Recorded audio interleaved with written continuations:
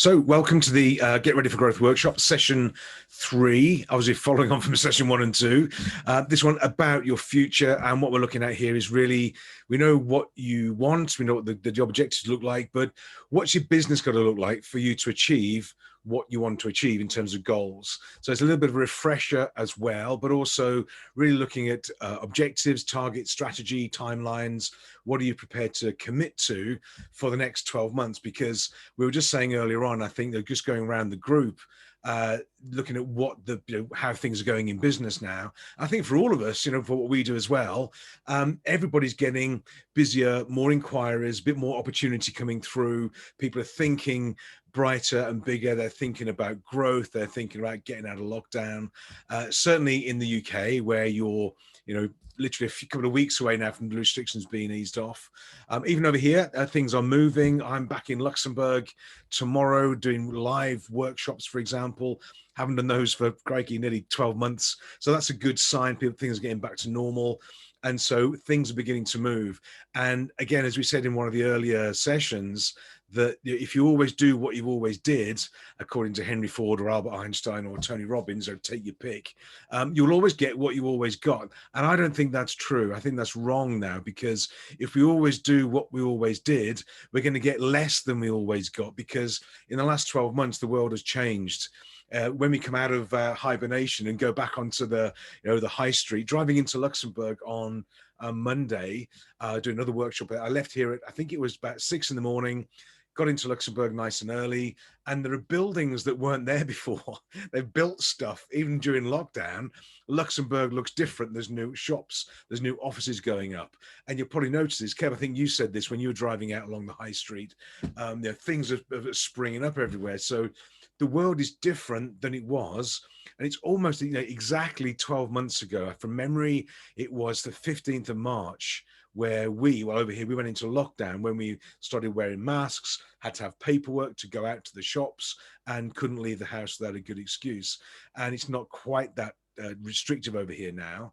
But for where we are, the borders are still closed between here and Germany. We have a curfew from 6 till 6, night to morning. And if you're in Paris, everything's as a curfew and lockdown over weekends as well. So it's been a long 12 months. We are now seeing things come out of it, but we've got to do things different. And I think, but for that matter, we can therefore set different goals, be maybe slightly more ambitious with what we want to achieve, or achieve things in a different way.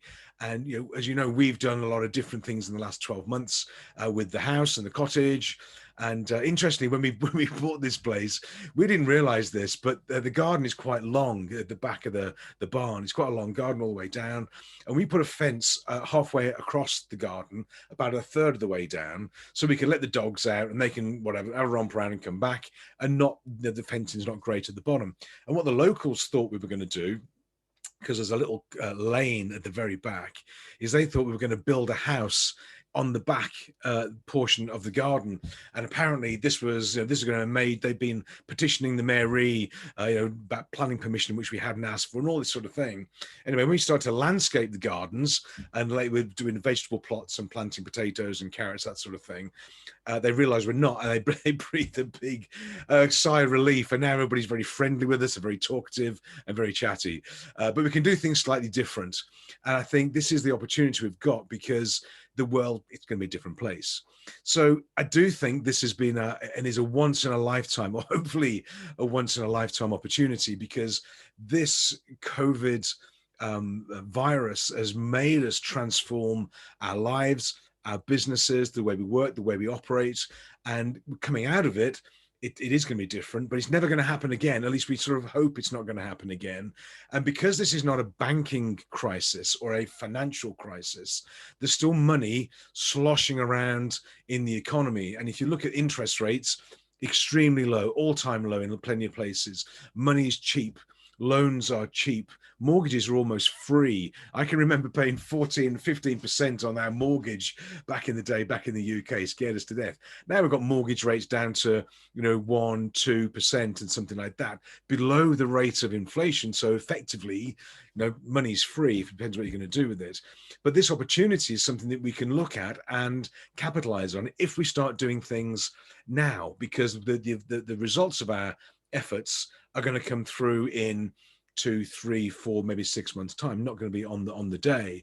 So really, what are you going to do to have this once in a lifetime opportunity? How are you going to record it? I did a post this morning on Facebook, and it was just made me think, because we have our first grandchild being born in May. And of course, Lena's got planned now. We've got Teddy's train sets, we've got the toddler group, we've got driving lessons, and the first bike is all organized and this sort of thing. And she said, well, I wonder when the little one is old enough and this becomes part of history, and we're going to be asked the question, what did we do during COVID? Well, what did you do? And I want to be able to say, one, that we got through it with our dignity intact and our bank balance intact, but we got through it, but we used the opportunity to do something different. And I don't like the word pivot, but many of us changed the way we're running our business. Amandeep, I know you're on the call. The martial artists had to flip their business almost overnight from students in an academy face-to-face in groups of 20-25 to being on Zoom on a screen, and it was a total transformation. So that was done really well. We're coming out now and getting back to normal, but there's plenty of cash around. Now, one of the challenges is going to be in business, if we took out these grants and loans, we've got to pay them back. You've got to pay them back at some point, and that can start coming through reasonably soon. If the taxation is a thing to watch out for, and that's for all of us. The governments right now are pumping cash into the economy, and they're sort of borrowing like crazy. Well, the government borrows money, it's borrowed in our name. We've got to pay it back, and the only way the government can get money back is through taxation. So watch out for, I think corporation taxes will rise. There may be VAT thresholds won't rise. Income tax thresholds won't rise. We're going to get pinched on the tax. The thing to really watch out for, and if you're looking going big and go nuts with the money, watch out for interest rates. I'm not qualified to advise you on financials, but in my experience, if you're going to take out a lot of loans to leverage your business going forwards, it's all good fun while interest rates are low. I think interest rates will possibly climb at some point. They're going to climb, and that's going to have a double whammy effect on the economy, because if interest rates rise, well, then the loan repayments we've all got to make are going to rise, but the government's going to get screwed because all the repayments they're going to have to make on the bonds and the loans they gave out, those are going to rise. And if the tax rises or the interest rises on the government loans, they're going to have to put taxes up. So we're going to have rising interest rates, and we're going to have taxation rising, and we may get inflation coming in as well. And that is this sort of triple pressure we're going to get. So I think, something from what we're looking at, and I would recommend for you guys maybe, is grow, and go for it, but watch out for your fixed costs, watch out for your leverage in terms of the business, watch out for the balance you have in terms of loans and repayments. It's all good fun while interest rates are low, but taxes are going to rise.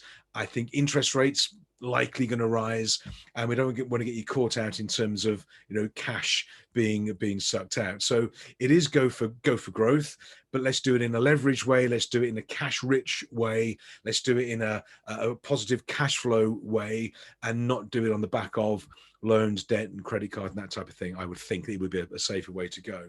So the challenge we have really is, given this opportunity, and from the Matrix movie, got the blue pill and the red pill. Well, which one are you going to take? Are you going to sit back and hope that life goes back to normal, taking the blue pill? And that's in terms of the Matrix, that was the description, was go back into your beautiful prison or the gilded cage and hope things get back to some sort of normal, which they may well do. Or are you going to take the red pill and go for it in a sensible way? You're going to start going for it in terms of your business or your lifestyle or your goals. And this is something that we've taken several red pills in my career with Linda, business-wise and career-wise. It's how we ended up over here in the first place. And when the lockdown came in, that's when we sat down and said, well, okay, this is going to be an opportunity. We guessed at 12 months. It's going to be longer than that for this sort of lockdown. We're not specialists in this sort of area. We thought 12 months. of sort of lockdown, no travel and things happening. What can we do? So as you know, we went online, we bought a house, and we're halfway through refurbishing it, and we've flipped our lifestyle completely. We've got, we get chickens wandering into the garden now. We've totally changed our approach. But we're still growing the business. We're looking at our franchise business. That's now being launched, and that's sort of taking off and gently as we go along. Let somebody in. And so we've made, I think, what is a positive change. I know lots of you guys have as well. As we come out of this lockdown, increasingly, we can take another red pill. Big opportunities. Can you go international? I was speaking with a couple of clients earlier on today, and they've traditionally been operating in the UK, and they had an inquiry come through from Australia, for example. Can you help us out in Australia? And then when they went to Australia, yes, they could do that. Then they popped, we've got a branch over in Brazil. Could you help those guys out as well? So they become international overnight.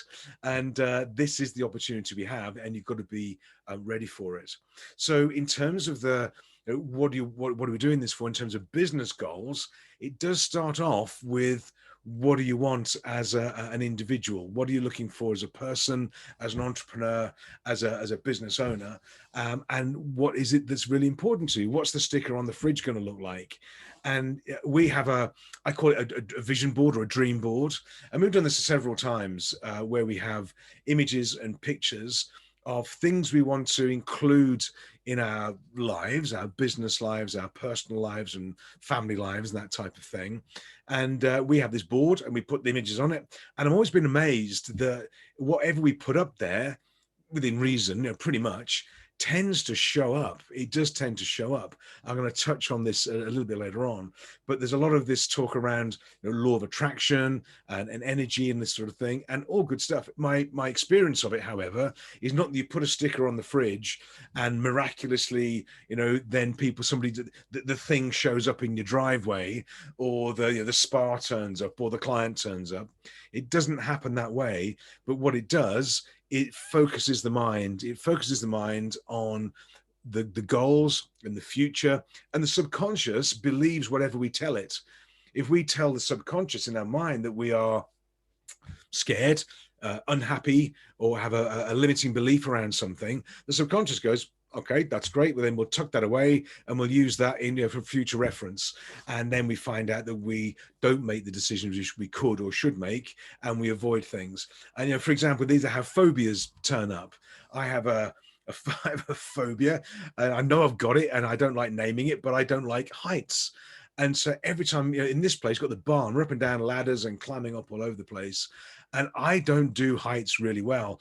I know it's ridiculous. I know that it's not logical, but because I was dropped as a kid out of the loft. My dad dropped me out of the loft when I was about 3 or 4 years old, not on purpose.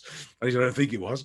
And I remember the situation. I remember the feeling of falling and crashing into the floor, and it's that stays with me, and it repeats with me over again.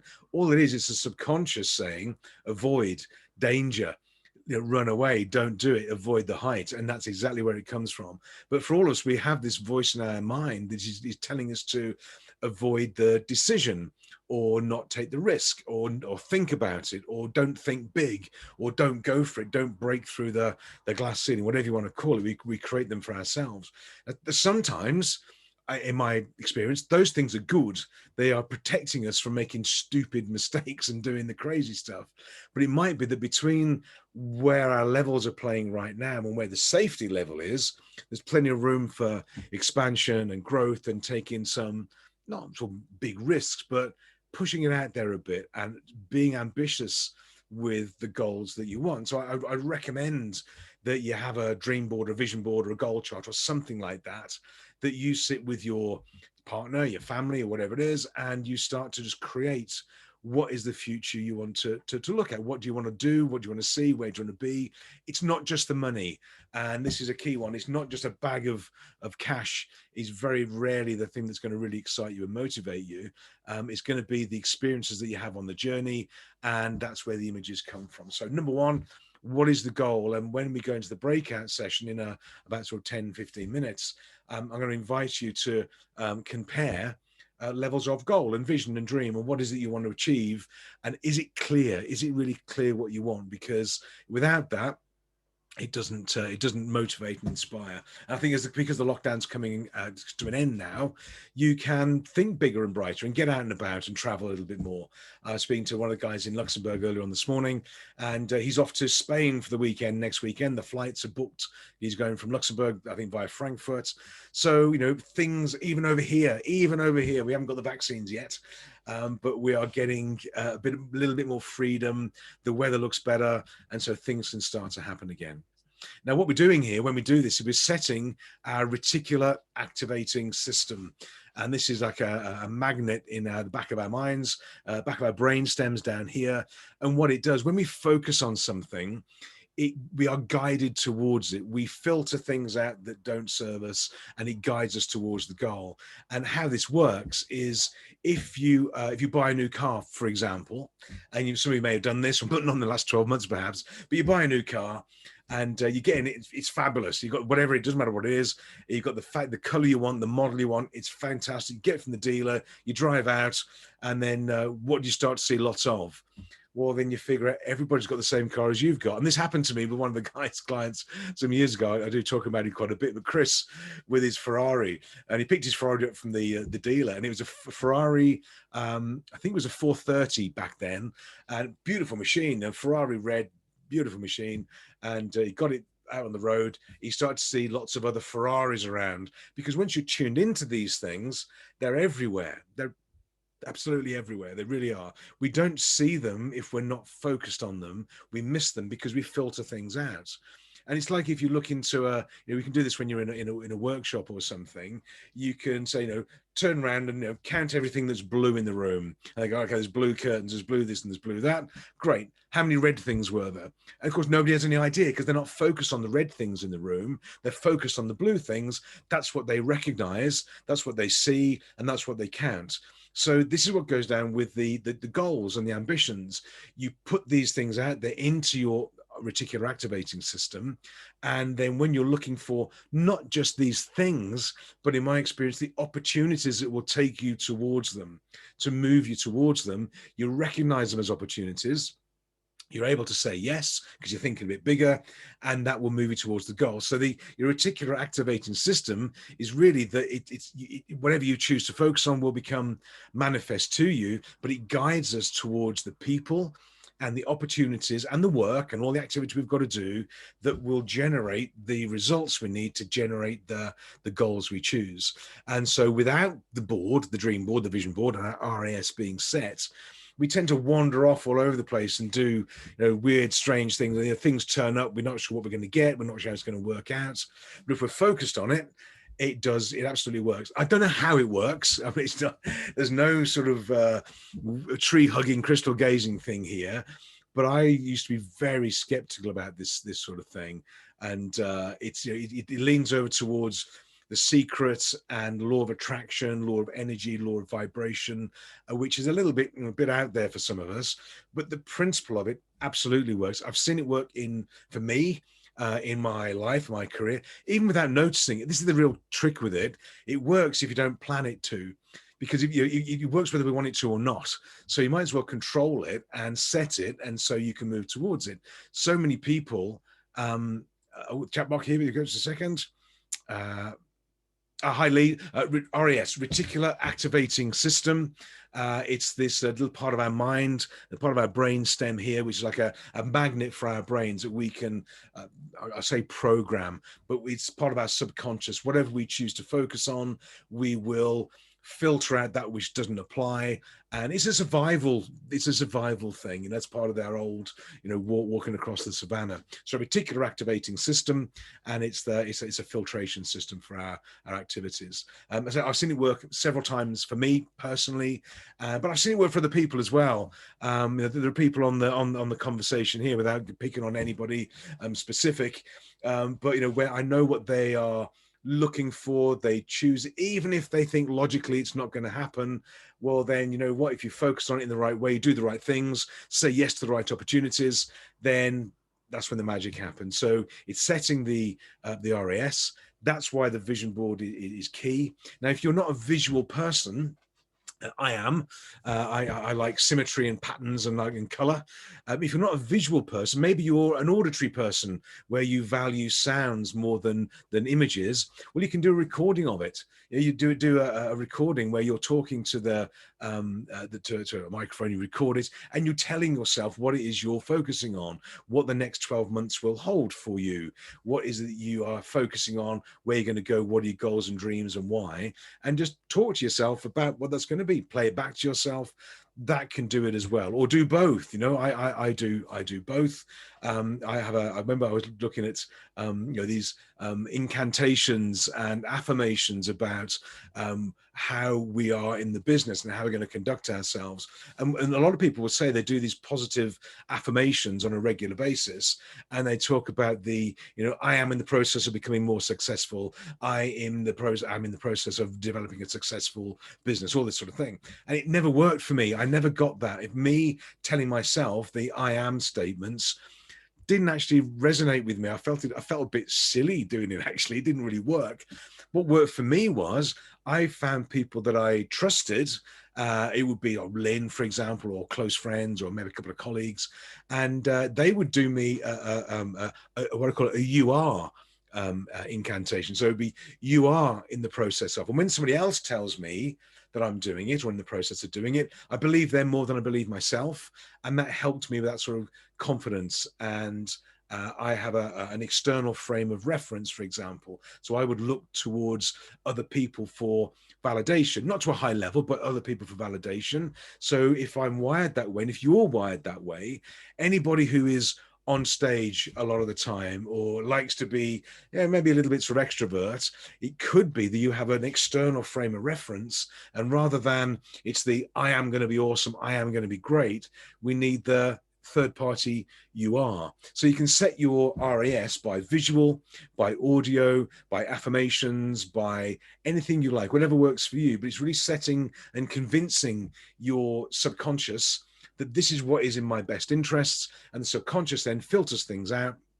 You notice things in the environment, and your job then is just to say, okay, yes to the opportunities that come along. And this is why that red pill is so important, because if you're not prepared to go for it, I see loads of people, and you guys do as well, I'm sure, where they have an opportunity presented to them and they come out with the, I'll think about it, or I'm not ready yet, or I want to go and speak to my friends, partners, colleagues, whatever it's going to be. And you know that this is the opportunity they've been waiting for, but they're not ready for it themselves in their mind. So they're being guided towards you to buy something or be on a program with you. It could be the martial arts. I know the martial arts is a classic one because for Lee and for Amandeep, I know the martial artists do an amazing job of transforming the lives of the people they come into contact with, because it's not just punching and kicking, it's about mindset and belief and attitude, behaviors, confidence, all this thing, all these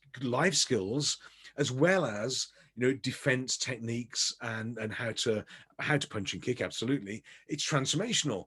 And they still get people coming along to them and they go, here's what we're going to do, we're going to teach your children to be more confident, not be bullied, and all this good stuff. And the parents go, yeah, we'll think about it. What is it to think about? This is it. This is the opportunity. So when you see an opportunity, it comes to you. You of course you're going to check it out, make sure it's the right one, but be prepared under red pill conditions of going for it to say yes to stuff and have a go, do your best, see what happens, and that will open up some sort of possibilities.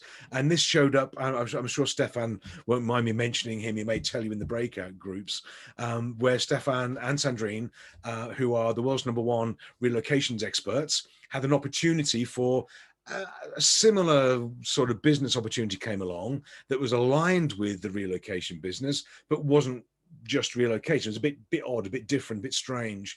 And they went, yeah, you know what? Yeah, we're going to go for it. Fits in well. Off we go. Put a fabulous bid into the Luxembourg authorities, won the bid, got the contract, started the business, and now boom, off they go.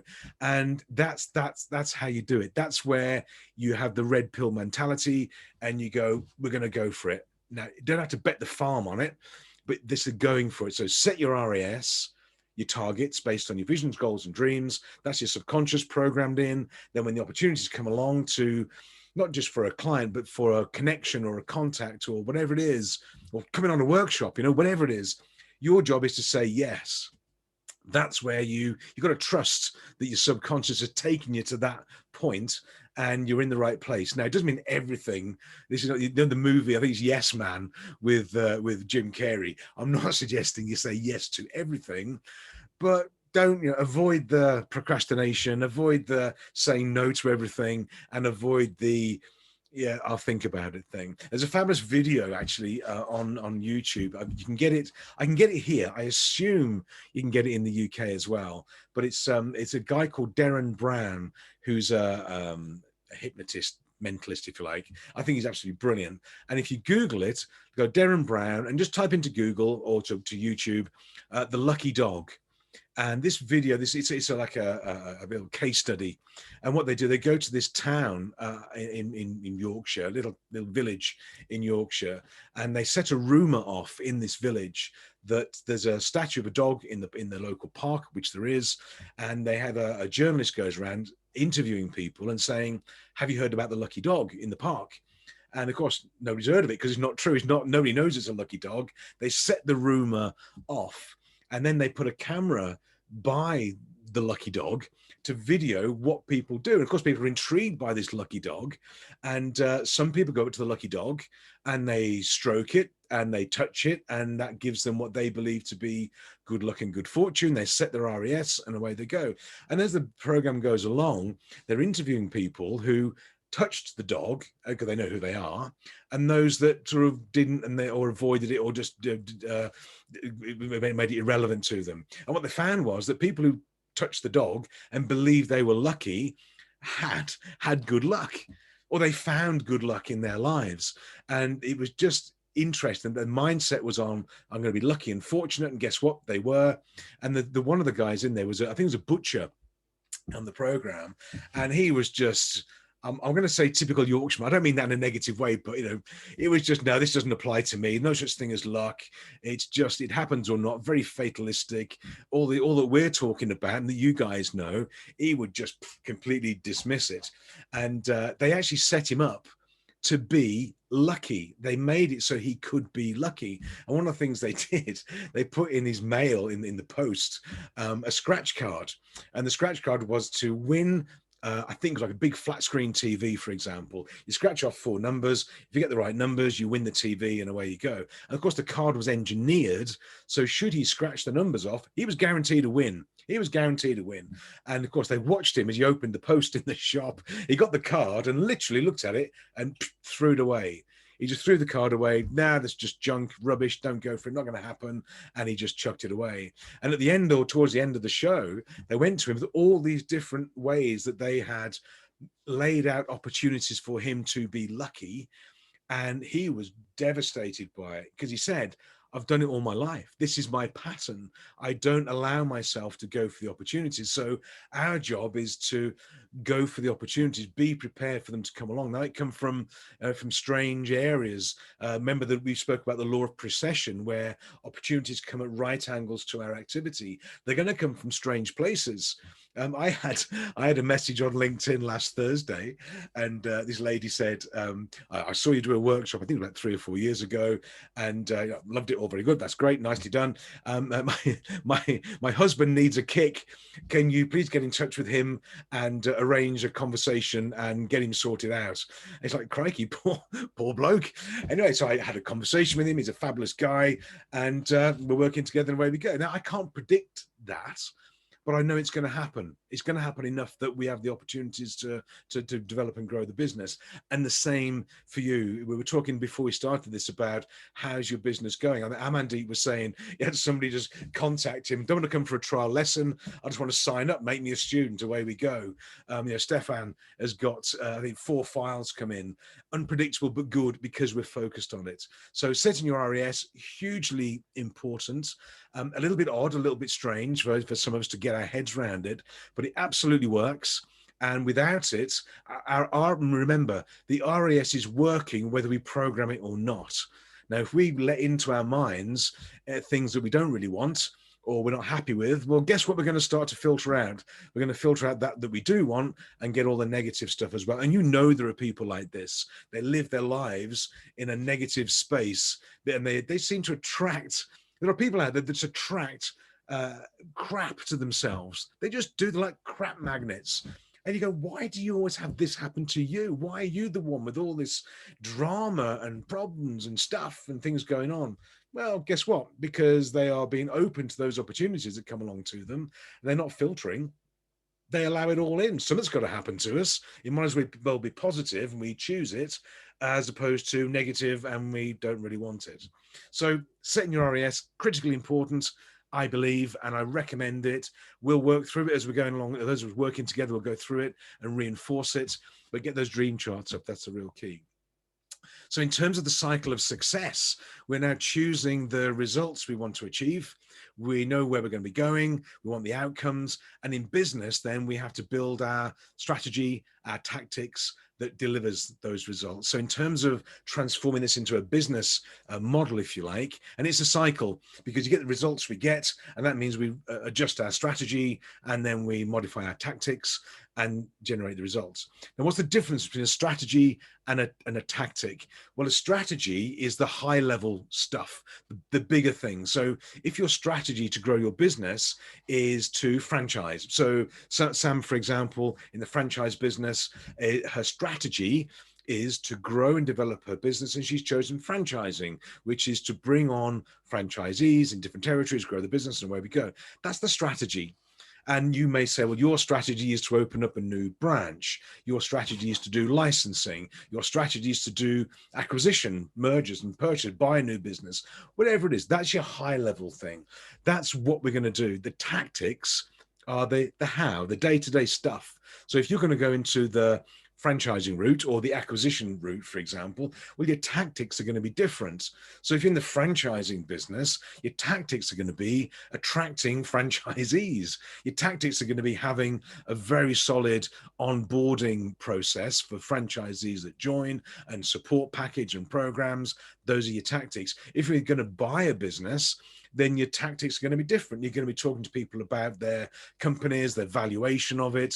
You're looking at cash flowing it. Your tactics will be the purchase process and opening up a second and third and fourth branch. So you can have a similar strategy, growth and development, but the tactics are different for each, and there's a focus there. Now, when you look at the choices that you're going to make for this, be really clear. What is it you want to achieve?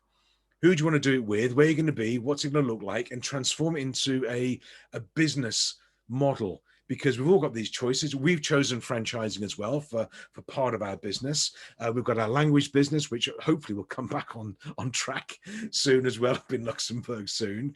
And then the coaching and the training and speaking business. So we've made this choice for us. I like the franchising model. I've been there. I know a little bit about it. I'm comfortable with the franchising principle. So I know how to do it. I know who do we need to attract. I know when we're going to do it, where we're going to be, and what we're going to be doing. So that is pretty much clear for us, but it needs to be clear for any plans that you guys have as well. Now, for too many people, when they choose their strategy, or you say to somebody, you can try this out when you're networking, when you go into breakout rooms, you can take it out yourselves a little bit to a certain extent. What's your strategy? Because you say that and they just go, we're going to do more stuff. They're going to do more of what we've always done. Busy, do more stuff, work more hours, and just flog this horse to death until it falls over. Well, that's not a strategy. That's a short-term way to spiral out of control. Because if you look at your businesses now, and this is a key one, I had this discussion a number of times with people, is the way your business is right now, it's not running at full capacity. It's not. You should only be working 2.5, 3 days a week max in your business. And the reason for that is because if you're going to grow and develop it, you're going to have to do more stuff. Well, if you're busy now, you wait till you try and expand. You wait till you try and do an acquisition. You wait till you open another branch or start your franchise business. You're going to run out of steam, and time is going to be the only limitation that you've got. There's plenty of cash out there. We know that. Plenty of customers out there. They're all going to come and find you. All is good. Get some good marketing going. Time is your limitation. I guarantee it. Time is your limitation. And doing what I do, I can tell when time is creeping up on people because they don't show up, or they delay or they move or they, whatever it is. I know what they're going through, and my job is to obviously push them through it. But time is the limiting resource. The only limiting resource you've got is time. So don't just do more stuff. This goes all the way back to do something different. Make sure the model is different as you come out of this thing, and then you can have pretty much whatever you want. So I'm going to invite you to go into breakout rooms, if that's okay. And we've only got, there's going to be 2 groups of 4, which is excellent. I'll put you into it. The challenge for you is, what's the goal? Now, just talk about this. What is your goal? What is your objective? And just do a reality check with other people that are in the room with you and see, what do you think about their goal? How does it reflect on yours? Are they thinking big enough? Are they thinking bright enough? Do you think they could be more ambitious, or are they being overly excited about this sort of thing? So just watch the goal and just do a reality check with people in the group and see what they think about your goal, and just go around. There's going to be 4 in each group, so it's a nice size group, and just do this sort of reality check with each other. So I'm going to just pause the recording and then come back in. Okay, so welcome back from the breakout rooms, and let me just put myself up here and pin. There we go. Oh.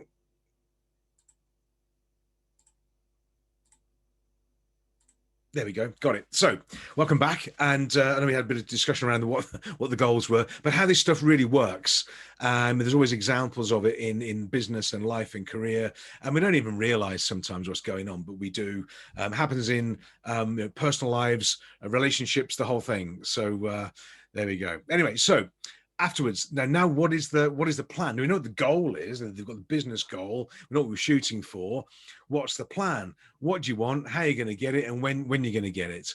And if there's a pattern that I see for all of us, it's a very tempting thing, is we tend to stretch out the pattern a bit too far. We have a long-term goal, a 5-year goal, or a 10-year goal, when actually it could be a 2-year. We sort of underestimate what we can do. We tend to underestimate what we can do in the long term, but overestimate what we can do in the very short term. That's why we're so busy all the time if you're not very careful. So if you're setting yourself a 5-year goal, target, vision, whatever it is, yeah, that's okay. Maybe, but just notch it down. Why not 3 years? Is it possible to do it in 3? Is it possible to accelerate it a bit? Because we do assume things we can do, but we stretch out into the future a bit too far, perhaps. So when is critical, and that how we lay this out, or I recommend we lay it out in sort of business terms, is we want to start off with a 5-year vision. So 5-year vision, what do you want the business to look like in the next 5 years? And it doesn't have to be precise, because I remember, you probably all did this yourselves, I guess, as well. We had a budget and a forecast and a plan for 2020, and Q1 was going really well. Like we were nailing it. We were on track. We were above this. We had workshops coming in. And then on the 15th, we had the message come through. Every workshop that had been booked, every conference gig, every flight we booked 6 months ahead, wham, just evaporated overnight, like instantly gone. So all our plans and visions and goals and dreams have gone out the window. So we want a 5-year vision, but it's not particularly crystal clear. It's going to be a bit misty, a bit grey maybe, but in principle, where would you like to be in 5 years? We can't really plan for things like this, global lockdown. That's the only excuse we're allowed right now is COVID for certain things not happening. So a 5-year vision, what do you think the business should look like in terms of scale and size and scope and people? Where do you want it to be in 5 years' time? That is your strategy and your vision. And the closer we come back into today, as we come down that blue arrow on the right-hand side there, we're looking at tactics and operations. So we have 5-year vision, we have a 4-year objective. What's the 4-year one, the 3-year one, the 2-year one, and then the 1-year, 12-month target. So just work our way down that. And the closer we get to ourselves, the more specific we can do, the more tactical we can get rather than strategic. So long-term strategy, short-term tactical. and operational as well. Now, when you've got the 12-month targets, this is when we want to look at the budget, the forecast, the sales, the cash flow, the numbers. What's your balance sheet going to look like in 12 months' time? What's the value of the business going to look like? If the 5-year vision is to sell your business, for example, well, how much do you want for it? And we build a blueprint around that. What's the balance sheet need to look like for it to be worth whatever you want for it? Work your way back down, and then 12 months out, we're climbing towards it. So this is when we have numbers. And just as an observation, I think a lot of us, and me included, I don't get thrilled about doing a budget and a forecast and a cash flow. It doesn't really, I like doing the dream board. I get that. I'm comfortable with that. I can go for it. It's all good. But when it comes to budgets and forecasts, I'm not quite as sexy, but they're really, really important, because even they set our RAS, they set our intention, and they hold a mirror up to us as well at the scorecard. How are we actually doing? Because unfortunately, business is all about numbers and cash, not just sales and money. Not just what's on the P&L. Remember, your P&L doesn't measure cash. That's your cash flow. So we've got to have all these instruments out there. So we want to look at budgets and targets. What we also need to have in that 12-month period will be the 90-day plans: budget, sales, profit and cash, and a 90-day plan for each sprint, each quarter. So we're coming to the end of Q1 now for 2021, and arguably Q2 from April onwards will certainly, from the UK perspective, be different than Q1 in lots of ways. So we're going to do another 12-month plan based on the tax year. We're going to tax year one. I'm prepared to sort of write off the last 12 months ago. You know what, COVID, we got through it. We're okay. We actually grew the business in several areas, so we're okay. Life is good. But we're going to put a plan together from April onwards. So April, May, June will be our Q1 based on the tax year. Q1, 2, 3, 4, and I want to have, again, what am I going to be doing in the end of Q1 to support the 12-month goal, to achieve the 2-year, 3-year, 4-year, 5 years. Pretty straightforward. So to get the tactical plan done for Q1, I'm going to do a 90-day plan, and we've got all sorts of documents for that. This is the one that I use.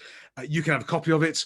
It's very detailed. I'm not a particularly detailed person, but I force myself to use detailed documents and tools and templates to go with it. So what we do with this one, I pick 3 goals per quarter that we need to achieve. These are, could be sales, it could be for us to be the franchise, some targets for the franchise, and it could be for the language business as well, for example.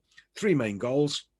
And then for each goal, we have activities that we've got to do to achieve those goals. So you can see on the screen, we have activity to achieve goal 1, goal 2, goal 3. I actually apply time to it. I apply hours to it, because it's okay saying, well, I'm going to do stuff in Q1 or month 1 towards a certain goal, but I allocate how many hours I've got that I'm prepared to apply to this. I take out holidays, and then we put hours into it, and it gives me a plan. So I know that each week I should be spending 5 hours on this particular part of the business, or marketing, or accounts, or compliance, or anti-money laundering now as well. This is big stuff. In Luxembourg, we get tightened about anti-money laundering rules and regulations, and rightly so. So we have to do some compliance work as well. That gets scheduled and diarized. And the reason for that is if I diarize it and schedule it, 2 things happen. One, it gets done, because Lynn tells me we have a joint plan. But secondly, it doesn't leak over into other areas. I have my 90-day plan is just for development of the business. It doesn't involve the work that I do when I'm delivering a workshop or I'm working with clients or whatever it is. It's development work. So my goals are all to do with building strategies and tactics as go along. I may only schedule, 6-8 hours a week to do this sort of thing. The rest of my time is spent on the delivery side, working in the business, not on it. So this plan for me, and probably I'd recommend for yourselves, is going to be, what do you need to schedule to work on the business to make it move forward to achieve your tactical and strategic goals. So this is the template that we use. It's a bit detailed. It doesn't take long to fill it in. I find it useful. I wouldn't use it otherwise. I'll send it across when I send the PDF or the slide deck across following the workshop. I'll attach this to it. You're welcome to have a play with it. You can't break it. Put some numbers in there, have a play with it, and then you can literally, if you wanted to, put it on your screen as like a screensaver, or print it if you must, put it on the wall. I just use it as a reference point and check yourself each week. So I have a default calendar I'll come on to in a second or two that fits with this. So I have my client work and then development work, which is where I would do my 90-day planning. So if you don't have one of these, well, then you've got no vision for the 90 days. If your 90 days isn't on track, your year won't be on track, and off we go. It's a repeating pattern for everything else. And this is where I find a lot of people tend to lose control of themselves, their diary, their time, and their business, because this is controlling time. One of the things I think I said before the break, in my experience, time is your only limitation. That's the only thing that gets in the way, your limitation of time. And if you can control your time through these sort of things, you'll just improve the chances for success for you. By the way, for those who know Gareth, he did me a message on WhatsApp. He's very sorry. He misses you all. He's had to go to the school. His daughter has got to be collected from school. She's absolutely fine. All is good. All is okay. He had to disappear there, and he said he'll see you on the next one. So Gareth says hello. You can ping him a message. Not now, when you're off the call, ping a message and say hello. He's absolutely fine. His daughter's fine, but he had to go to the school quite urgently. Anyway, that was a message I picked up during the break. So I have a 90-day plan. Then we have, for example, you can use OKRs. This is a well-known system. So we've got team in place. These are objectives and key results. And for a team, so if you've got a team of people, maybe you've got a group of instructors, maybe you've got franchisees as well, maybe you've got other people in your team, it's outside of just yourselves. Well, this method of setting a company objective, team objectives, personal objectives, and you're working on a few highlights, but everybody's working towards the same goal, a cohesive team sprint towards the common goal and objective. OKRs are a great way of doing it. If you Google OKRs, there's all sorts of websites pop up and tools and techniques and that sort of thing. Very straightforward, and you can download bits and pieces. I believe most of it's free as well, so it's an easy one to look at. But this is a way of taking what is essentially that 90-day plan that I use for me and the team, but break it up into more of a team structure. So some of the larger companies that we work with will have their own sort of 90-day plan, vision, goals, and dreams, but then they have the OKR system to bring it to life for their network, their employees, their team, whatever it is, and it works really well. So we've got an accounting practice using this, and we've got a franchise business using this as well, and it's pretty good, easy to use, and it just breaks down goals and targets into sort of bite-sized chunks for everybody and aligns them with it as well. It's really aligning the OKRs, make sure everybody's putting on the same end of the same rope. So I recommend that one. Again, you just Google it and you'll find the documents. I can help you take you through it. Those of us that are working together, if you're interested in looking at OKRs as a method of implementation, just make a mental note. And when we're talking, let me know and we can do a bit of time and effort around it. Very straightforward, it's very simple, and it really works. So we've got those sorted out. I mean, numbers first. Now, I've gone through this before in a previous workshop. I'm going to just refresh. I do think it's really important. When you're looking at your numbers and doing your budgets, don't start with a sales figure. Start with the profit you want to make in the next 12 months. So it's a profit target. Now, I'm going to send the template. I'm going to fragment it here and showing you. I'll send it across and you can have a play with it. And it's easy to sort of build up a model and picture of your business. So I want to run through some key things for you. There's a refresher, I guess, to a certain extent. But I see too many people in business do not have a budget. And it's not sexy. It's not exciting. It's not marketing. But it's a really critical document to have to build a picture of how your numbers are going to stack up during the year. When do you break even? What's your break even point? When do you break even in a month or a week or a quarter? What's your gross margin? What's your net margin? What's your profitability? And all the things that go with that. And once we know what the budget looks like, then we can look at the contributory factors that go towards it. And that will be things like your marketing, lead generation and conversion rate will be an interesting statistic for for new business coming at the top end. But it could be client retention. It could be attrition rate. In the martial arts business, we have an attrition rate we want to target for as well. How long do you keep the students for? That's a key driver. Doesn't appear on your P&L. These are things that don't appear on your profit and loss, but it's a key driver for your business growth and success. And what's the average spend of a client? How much are they spending with you on a weekly, monthly, quarterly basis? Can that be increased? Can we look to introduce new services and raise the level of spend that they're doing with you in the gross margin? So there's lots of contributory factors towards this we can look at, but a budget is a great start point. So I call it the fun budget, because it should be fun to develop the budget for your business, because this is you. See, as business owners, you derive your income likely from the bottom line, the net profitability.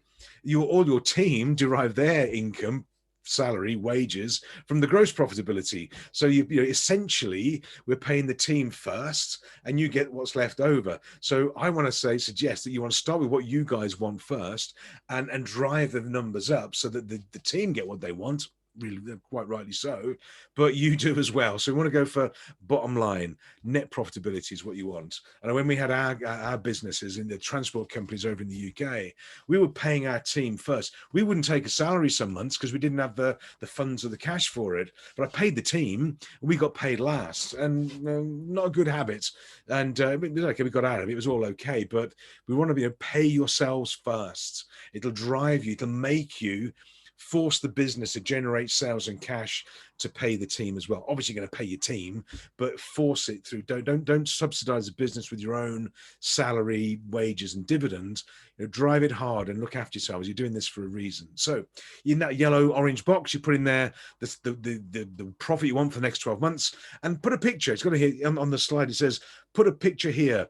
So put a picture, whatever it is you want. I'm not recommending a red Ferrari, but whatever it is you want, put it there as a reminder of why you're doing this. This is going to be the outcome for you. It could be travel, it could be bigger business, it could be contribution, it could be school fees, it could be charity contribution, whatever you like. Put that in there as a reminder. This is why, this is a reward you're going to give yourself. So you put a number in there, put in 100 grand, $250,000, $500,000, whatever figure you like. And then as you translate over to the spreadsheet, and this is just a screen print of it, but what we do then is we start filling in the numbers. So you're going to start here with the month, Jan, Feb, March. Now, if you're starting in April, as I am for my budgeting, all you do is change that one. All the yellow boxes can be adapted. So you simply put in where Jan, you change that, put APR, April, copy it across, sets all the months for you. And here you put in your sales figure. What do you expect to sell next year? Overall, just the size of your business. Are you 100 grand? Are you 500,000? Are you a 5 million business? What do you expect the sales to look like? Put that figure in there. And then here, where you've got these percentages, you can put in the split. It's very unusual for a business to have a straight 12th of their sales every month, because they have fluctuations in every business pretty much. You have busy times and quiet times. So what you do, you put in these yellow boxes here where it says percentage. You may say, well, January is really, really busy for us. That's going to be 15% of the sales of the year are there. February's not, so it's only 5%. And you set this seasonality of your sales based on the percentage. All you've got to make sure of as a tip is that when you add all those percentages up, they equal 100. So you just do a little checkbox at the end. Otherwise, you can have, you've got 200% of your sales coming through. It's not going to work. So you split your seasonality. Now, if you want it to be the same each month, which can happen, it's absolutely fine. All you do is in that box, in each of these percentage boxes, you put in 8.33%, which is a 12th, and you just copy it across, and then it'll automatically fill in the sales per month based on the percentage that you tell the spreadsheet. Very, very straightforward. Then you want to work out your direct costs. Now, your direct costs are going to be a consequence of your gross margin. So what's your gross margin percentage? What's your GP? So your GP is basically your deliverable product or service minus the direct costs associated with the delivery of that product or service. So it could be, if you're in manufacturing, for example, it would be materials, it would be labor, manufacturing labor. If we're in the service business, it may be you charge your fees to your clients direct. It could be a timesheet, something like that. So work out the gross profit you anticipate to make, and all you do is put in there a gross profit margin, 50%, 60%, whatever you think you're going to be able to achieve. Put into the yellow box, and that will tell you then what your direct costs will be. It calculates it and gives you the gross profit number, the gross profit you're going to make each month as you go along. That's your top line. Done, easy done, 5-minute job. Then below this, you go and put in your rent, rates, insurance, wages, costs, travel, marketing, whatever costs you've got. And you put in that, you can change the titles if you like, and you put in a number. And you put a number into the yellow box. Oops, sorry, yellow box, and it just divides it by 12 and takes it straight across.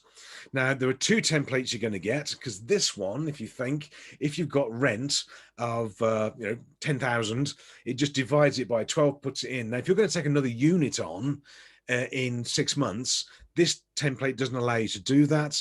You'll have another one where you can adjust it and go along, so you can do both, but this is just to give you an example. So you flex your overheads based on what you expect it to be, put them all in, and that gives you total overheads. It'll give you a net profit here, and then it'll compare that net profit in this orange box to what you predicted it was going to be on that first slide with the Ferrari on it.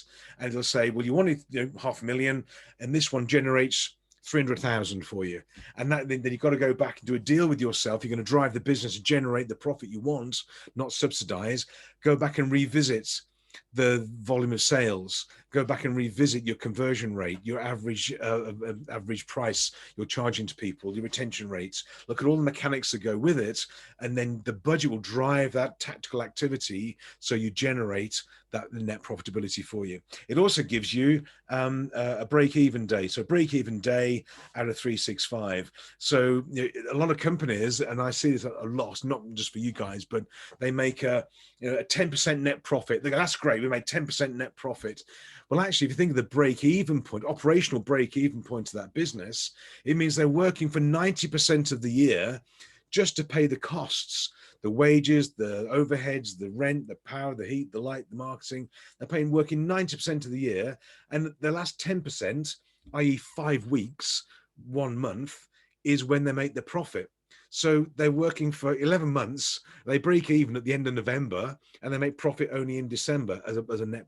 10% is very, very weak as a KPI, as a target, as an OKR, if you like, as well. I would set an ambitious target for your break-even point to be as early in the year as possible. So your net profit, what it means is your net profit pays all your fixed costs, and have that as early in the year as possible. We have a target for us. We want to have an operational break-even at the end of August. So it means we've got September, October, we've got 4 months where we are making profitable contribution to the bottom line, and that's how we run the business. It means we keep our overheads lean, we keep our top line and our marketing running, so we have a very early break-even point, which means you've got to generate a high level of net profitability. Now, some companies have, if you've got a very tight gross margin, well, by definition, your net margin can't be higher than your gross margin. So if that doesn't allow that break-even point to come along earlier, well, think of innovation, think of new products, think of expansion, think of other services. We want to get that break-even point back up the calendar for you, because if you imagine, if you do 11 months work just to pay your overheads, after 11 months it goes quiet, well, you're screwed. You've got nowhere to go. You can't catch the profit. So if you've got your break-even point is August, September time, at least you've got ahead of the game. If you have a bad month or a tough quarter, or COVID comes back, you've got momentum in the business and you can cope with it, you can deal with it. Get that break-even point as early as you can. Again, those of us that are working together, I'll take you through it. It's very, very straightforward, and you can play with it. You can use your own templates, absolutely. Doesn't have to be this one, but this one just generate some elegant numbers for you as well. A lot of templates will, but I recommend break-even's a great little toolkit just to say how we're really performing. And when you fill that budget in, what it will do is complete for you a quarterly target, and it'll give you Q1, Jan, Feb, March, or April, May, June, whichever months you put in there. It'll give you sales and profit overheads and net profit as a target for each quarter. So when you then look at your 90-day plans, your 90-day sprints, this forms part of it. This is your 90-day target done for you. So you build your 90-day plan around how do you guarantee you're going to hit these numbers, for example. And so that it all combines together.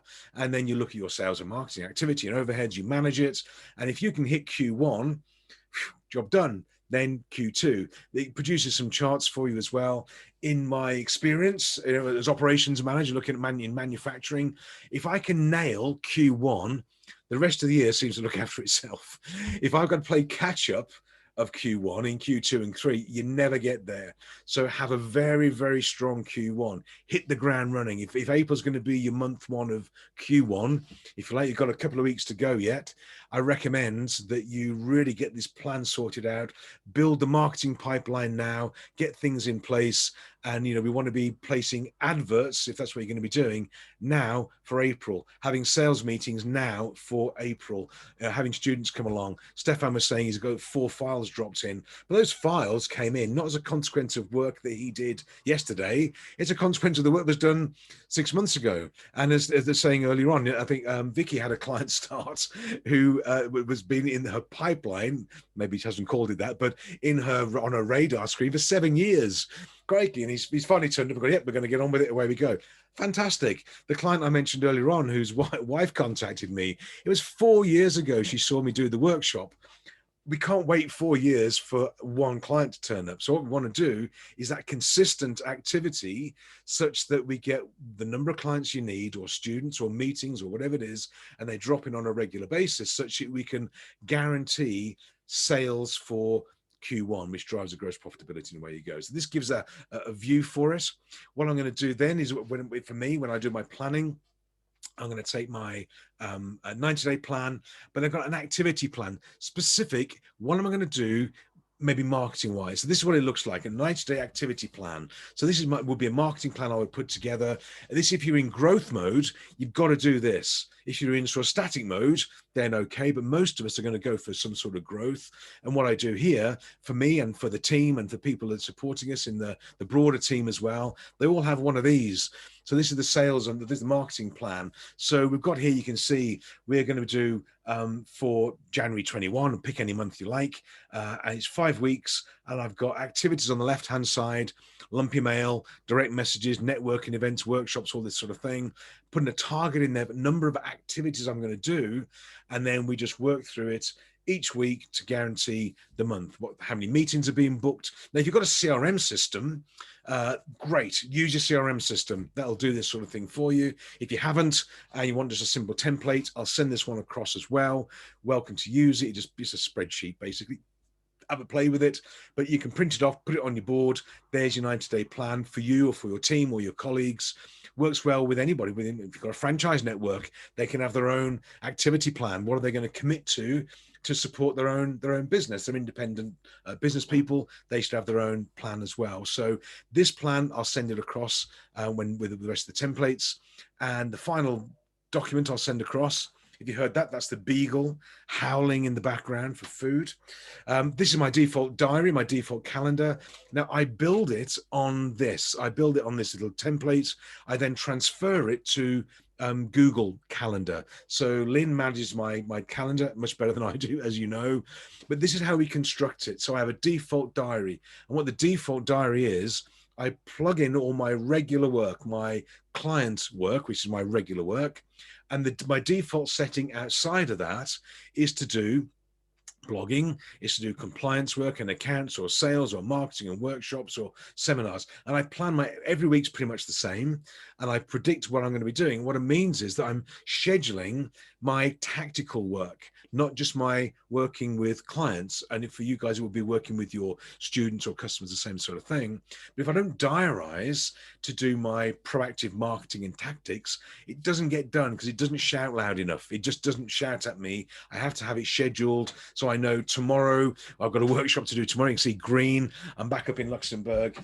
and I'm going to be on stage. It fits. Now, somebody says to me, when can you do a workshop?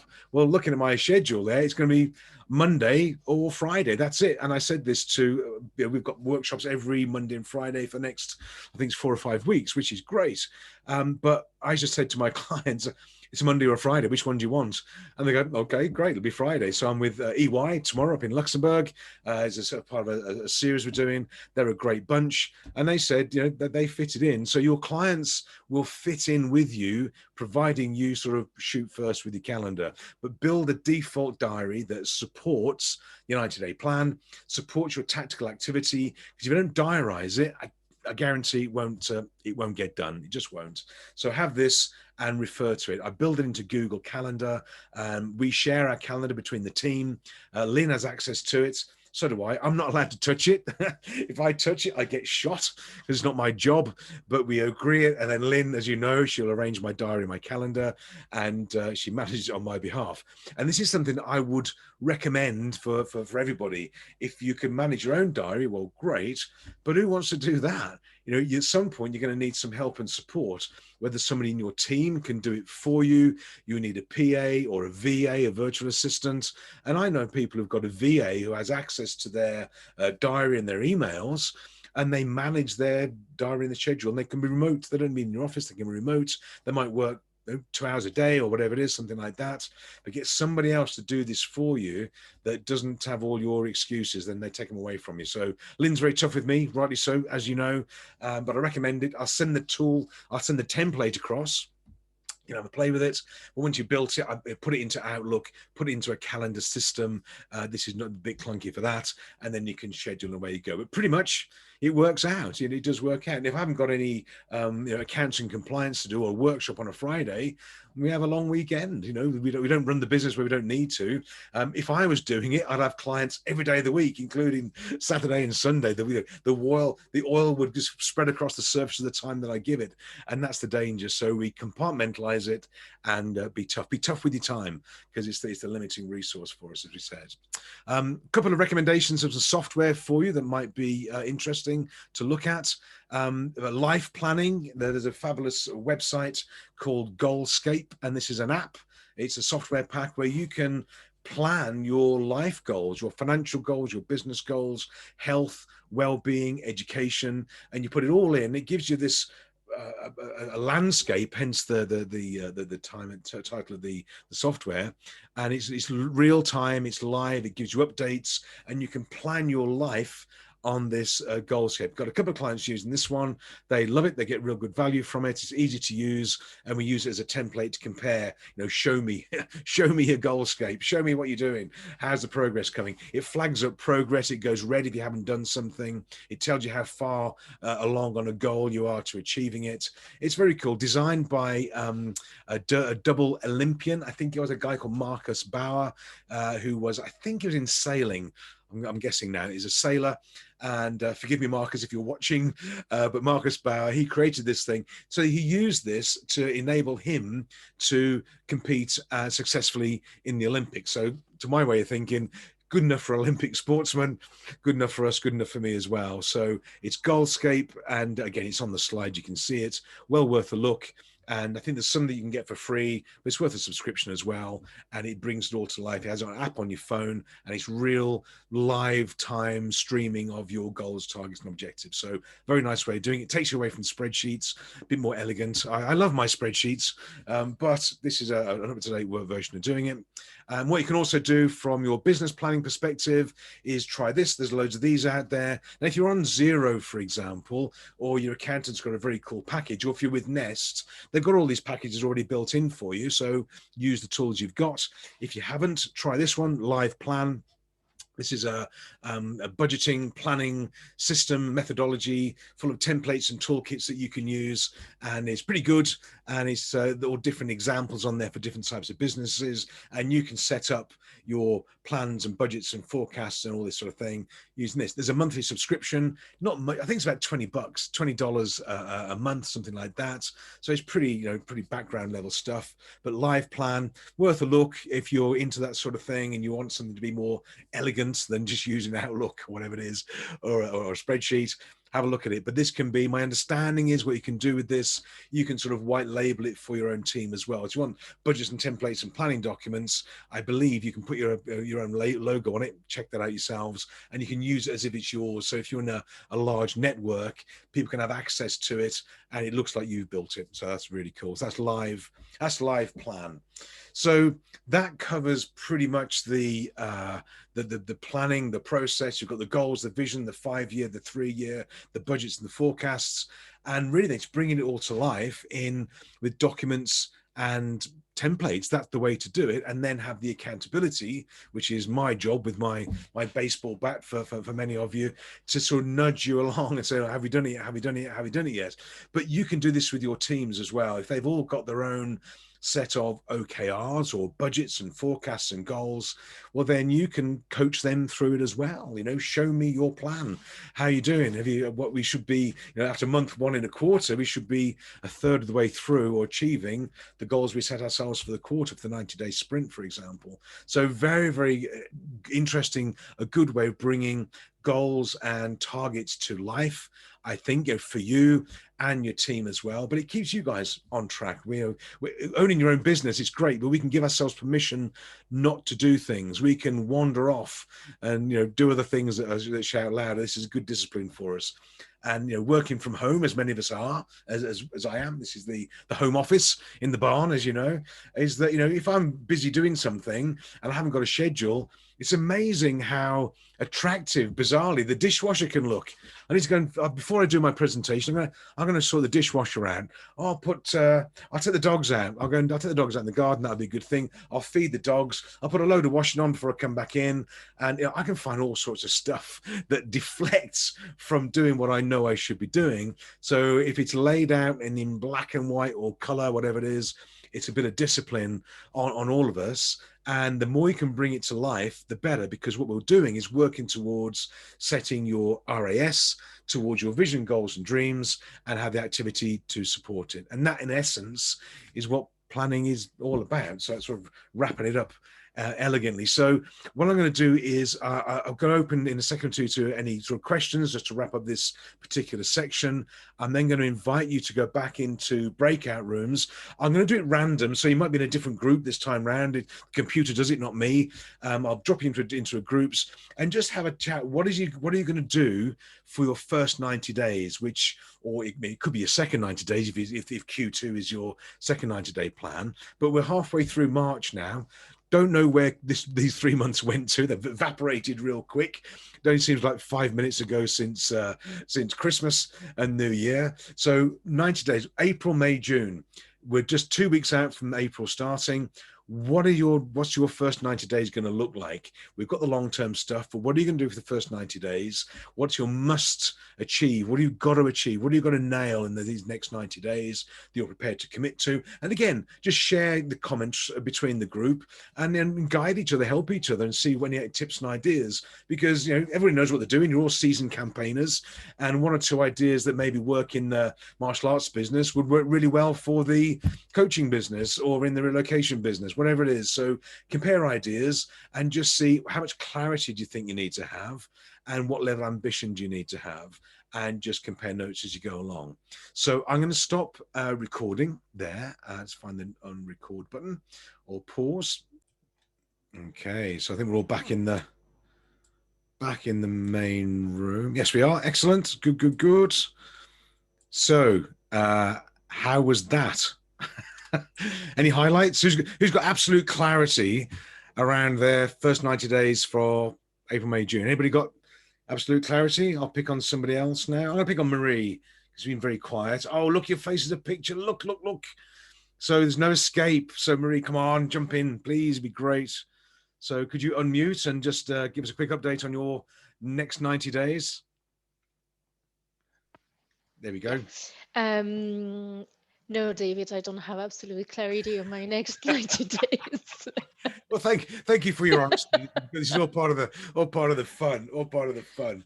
But it is interesting, though. I think genuinely, I know I'm picking on you. I don't mean to do that, but because we don't have clarity, and it's one of those things. The next 90 days starts in 2 weeks' time, and it creeps up on us. We just don't get the clarity till we're sort of out the blocks and running. So anyway, look, I hope that the templates are helpful and you can do a bit of work to get. You've got 2 weeks to go, so you're all right.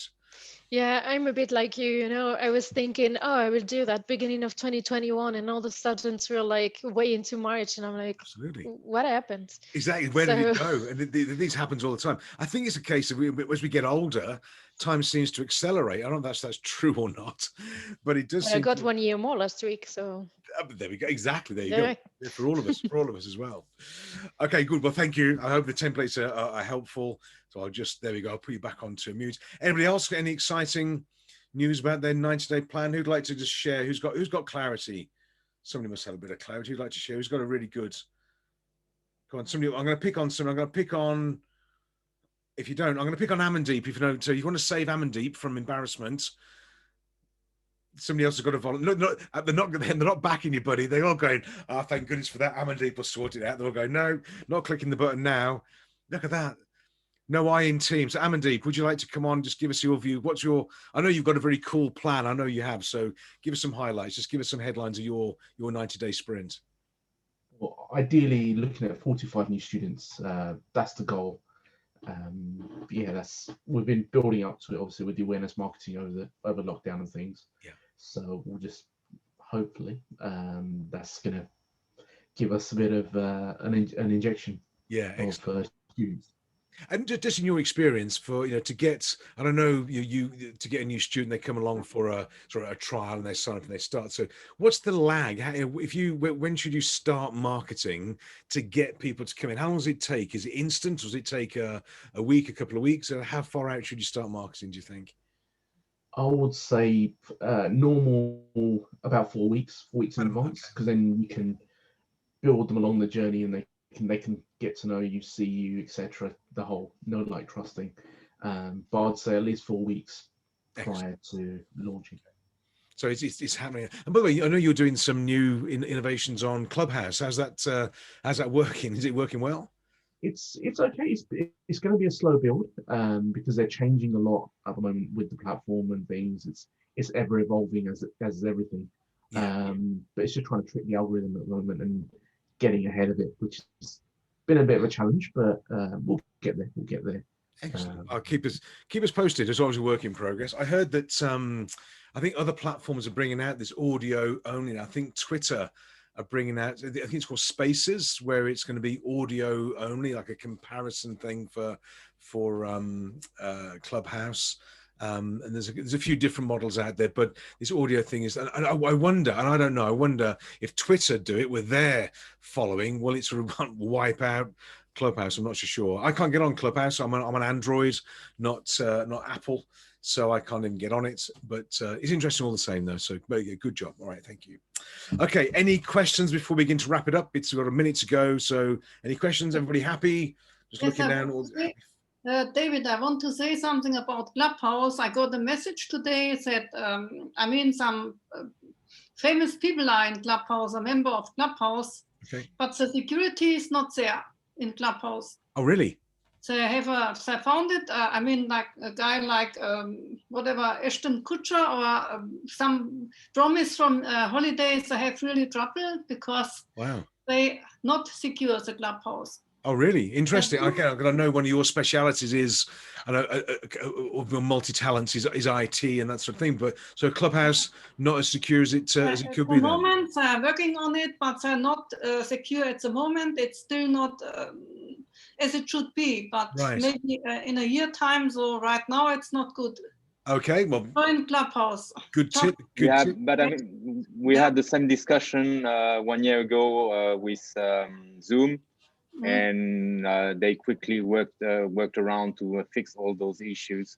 Yeah. So I'm pretty sure if it's becoming the trending tool to use, they will fix all the problems. Yeah, I think so too. They will. Yeah. It's a quick fix. But look, I think all these things have got to tread slightly sort of carefully.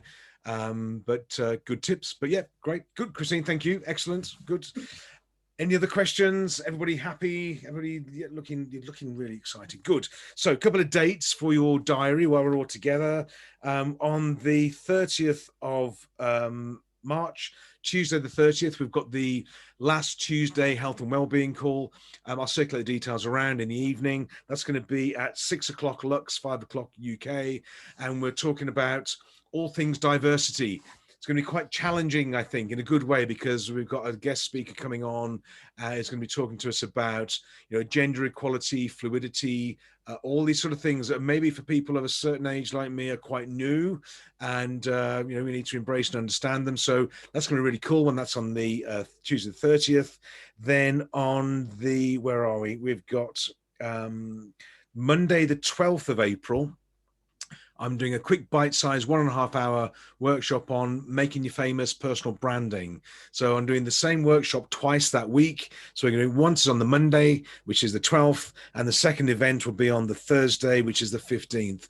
I'll get invites out to you anyway, but just if you want to maybe pencil in, you're welcome to come along for that. So it's how to make yourself famous on social media, personal branding, hour and a half with me, and I hope you find that really helpful as well. Okay, so great to see you all. Thank you for coming on board. I'll get this recording downloaded. I'll send out the slides and the templates maybe tomorrow. I'm on stage tomorrow, maybe over the weekend. Any questions, keep me posted. But for now, have a fabulous remainder of Thursday and a lovely weekend. And I'll see you all real soon. And I'll speak to you on the calls as we go along. And bye for now. Thank you, David. You My have pleasure. to say, yeah. All right, thank you. Thank you, David. See you. Yeah. Thank you. Bye-bye.